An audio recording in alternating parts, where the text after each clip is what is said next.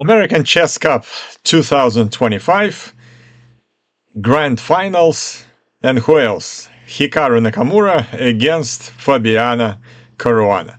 First game, classical time control, 1 hour and 30 minutes for the game. Nakamura starts with d4, Caruana answers d5, c4, e6, knight f3, knight f6, and g3. And we have a Catalan defense when the bishop develops to a square g2. Very solid opening for white. I don't play it myself, but I would certainly recommend it to a player of any level to add to their white openings repertoire. There are different continuations here for black. They can play very solid move c6, create this triangle of pawns, and play a pretty passive but very solid defense for black.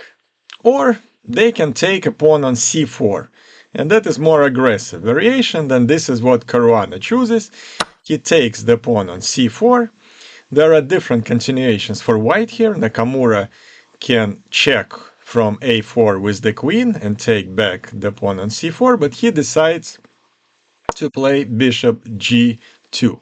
And black plays a6, and now they're ready to play the move b5 to protect the pawn on c4. In other words, the queen a4 check doesn't work anymore because after b5, black would attack the queen and protect the pawn on c4. Nakamura makes a castle, knight c6, knight d2 attacking the pawn on c4, b5 protecting that pawn, b3 challenging black pawn structure, c3 for Caruana, knight goes back to b1 attacking the pawn on c3, and b4 protects that pawn. So black has an extra pawn, but this position considered equal according to the agents. This is all theory. a3. Now a5 is not a good move because after a takes b4, black cannot take with the pawn because they will lose a rook, and if they take with the, let's say, the knight, the pawn on a5 becomes an isolated weak pawn, and after knight takes c3, white's position is slightly better. Bishop b7, knight jumps to the middle of the board on e5, and knight on c6 is under attack by the bishop and the knight. So cannot take the knight on e5 because after bishop takes b7, you will have the bishop and the knight under attack. After knight e5, Caruana plays interesting move c2. And now, after queen takes c2, knight would take on d4, attacking the queen. And white are not on time to take on b7. Therefore, after c2, Nakamura takes the knight with the check. Bishop takes c6, bishop takes c6, and now he takes the pawn on c2. And black are not on time to take the pawn on d4 because white will grab the bishop with the check. Bishop e4, queen moves to b2, and bishop returns back to b7. A takes b4, bishop takes b4, bishop d2, and c5. c5 now, bishop b4, c4 is not really good for white because they will have an isolated pawn on b3, which is a weakness, and black would connect their pawns a and b, and with the monstrous bishop on this long diagonal, they will have slight advantage. Therefore, white plays a good move, knight d3, attacking the pawn, attacking the bishop. Caruana goes queen d5, using the long diagonal to threaten a checkmate on g2 or h1. f3 blocks that diagonal. Exchange of the bishops on d2, exchange of the queens on d4. Black has an extra pawn, but a position considered to be equal because pawn on a6 is weak, and sooner or later is going to be captured. Rook c1, castle, and a rook a4, attacking the pawn on d4. Nakamura, after the game, actually made a good point here that castle was not really the best move for black on the previous move, because king is now too far away from a queen side of the board where the whole action would take place. Rook d8, rook penetrates into the 7th rank rook c7, rook d7 protecting the bishop and exchanging of the rooks, and a rook takes d4, and now the material is equal, and we are starting the final phase of the game, endgame, which is absolutely equal, and where Nakamura really shows his brilliancy in endgames, and also very much working on the clock situation. He says he has 39 minutes to go. Caruana has only 14. Time advantage is Nakamura's favor, and he is gonna use it. Bishop c6, knight c4, a5, king goes to the middle of the board, same with black. Rook d6, now black have to be careful, they cannot go, let's say, bishop b7, because rook takes d7 would win the game. Therefore, bishop goes to b5, still protecting the knight on d7. Knight a3, again, cannot go back because the knight on d7 is gonna be hanging. Exchange on the square d3, and here interesting point that Nakamura doesn't take the bishop but takes the knight. Normally, in those type of positions, bishops are better than the knights, but here Nakamura was absolutely correct in evaluating the endgame and understanding that the knight, his knight, would be a lot better than Caruana's bishop. Therefore, he took the knight on d7, bishop goes back to a6, rook d6, king e7 attacking the rook, rook c6, king f6, and rook c5. The pawn on a5 is still weak, now under attack. Also, the rook cuts off black king for going to the middle of the board, which should be done in the endgames. Bishop b7, e4, and now it turns out that the black bishop, the light square bishop for black, is not really in the game. Doesn't have many moves. This diagonal is blocked for him. Nothing much to do here. Pawn on e6 also will block his attempt to enter the game. So the knight is gonna jump all over the board and will become a crucial piece in the game. a4. Now, if white exchanges the pawns, then we have 4 pawns against 4 pawns on the same side of the board. Very easy draw. Nakamura plays b4 and creates a pass pawn b, and black has a pass pawn a. Again, Nakamura evaluates the position much better, and he understands that he has to play this for a win, especially considering that he has 24 minutes on the clock for only 3 minutes 49 seconds for Caruana. Rook d8, king e2 is not allowing black's rook to infiltrate white's position through a square d2. g5, rook c4, h5, and b5, the passing pawn is going forward, and the pawn on a4 is under attack. g4. The best move for black here was actually a passive move, rook a8, just to defend the pawn on a8. Caruana decided that he needs to be more active, played g4, f4, e5, trying to get some activity to break through the pawn structure of white. f5, Nakamura just blocking every Caruana's attempt to do so. h4, and rook takes a4, and now all of a sudden white has an extra pawn, although about 10 moves ago black had an extra pawn. Exchange the pawns on g3, and rook goes to h8, trying to penetrate into white's position through a square h2. But knight starts maneuvering to a square d5.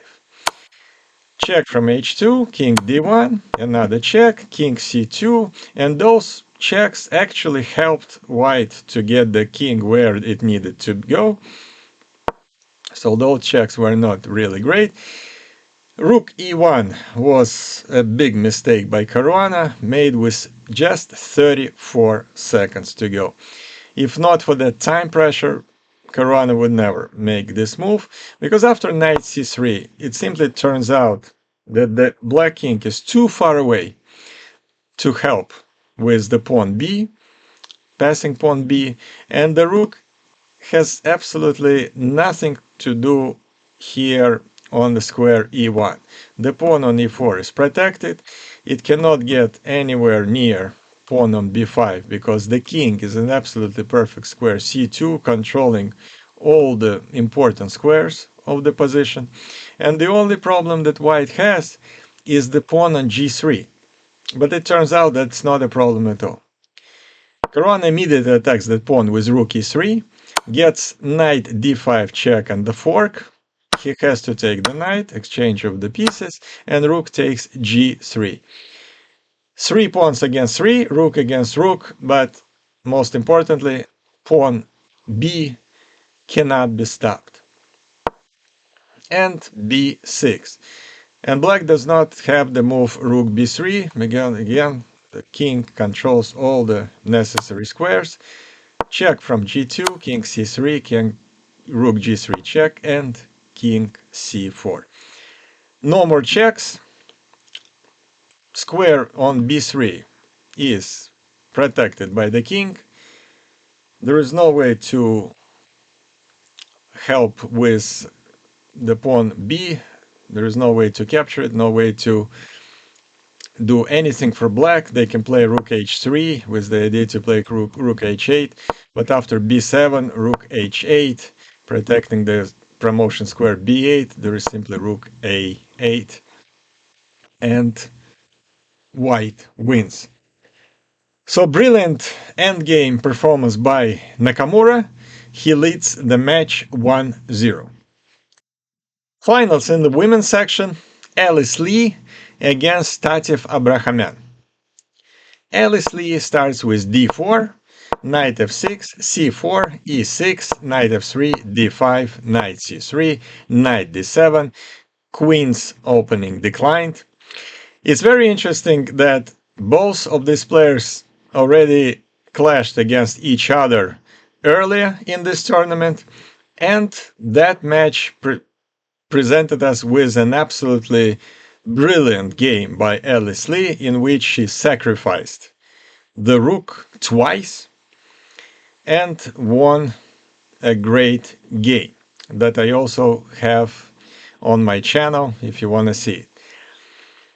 And TATEV'S Abrahamyan beat one of the best, if not the best, American chess player among women, Irina Krush, and got back to the finals, and now is trying to take a revenge against Alice Lee. Bishop f4 takes the pawn on c4, e3, attacking trying to capture the pawn back. b5, black sacrifices the pawn on b5, knight takes b5, but after bishop b4 check, knight has to go back to c3 to protect the king, knight d5, and for a pawn that was sacrificed, black has a very active position. Their pieces are doing great. The bishop on b4, the knight on d5 using the pin, the knight on c3 is under attack, rook c1 protects it, and knight b6 protecting the pawn on c4. Knight jumps to e5, bishop b7, going on this nice long diagonal. Knight takes c4, knight takes f4, e takes f4, and castle. And what do we have? We have a position in which white has an extra pawn, but that pawn is isolated. These two pawns are doubled. Black has all their pieces in great positions, starting with the bishop on b4 pinning the knight.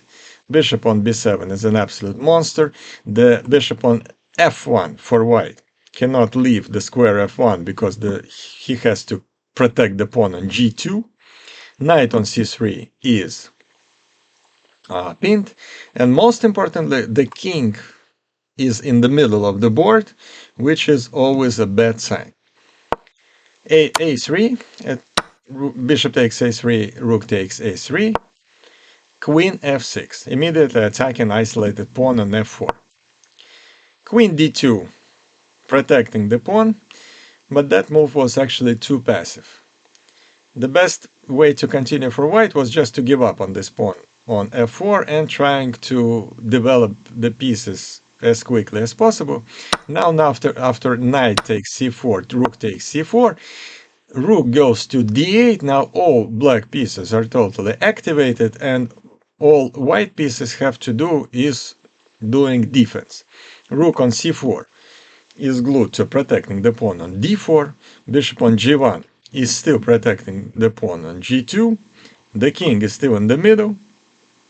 There is no way to castle for white because the bishop cannot leave the square f1 because the g2 pawn would be loose.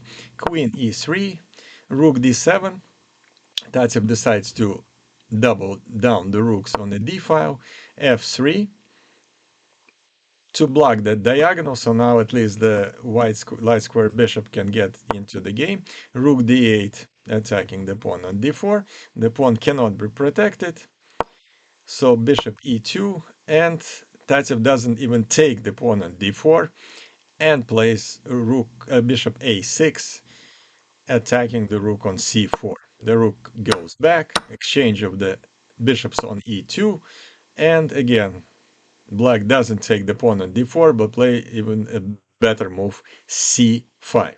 And now he cannot take the pawn on c5 because after rook d1 check, black would simply win a rook. Therefore, Alice plays d5, so she gives up the pawn on a better square d5. Rook takes d5, and finally on move 23, Alice was able to castle. g6, g3, rook b8, rook f2.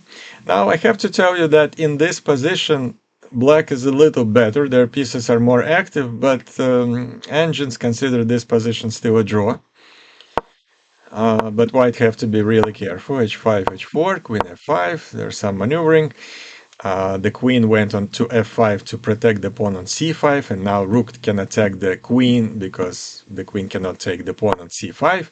Queen c1, rook goes back, queen goes to c3, another active move from Tatev, queen b1, putting some pressure on the pawn on b2, rook e1, offering the exchange of the queens. And here you have to give it to Alice.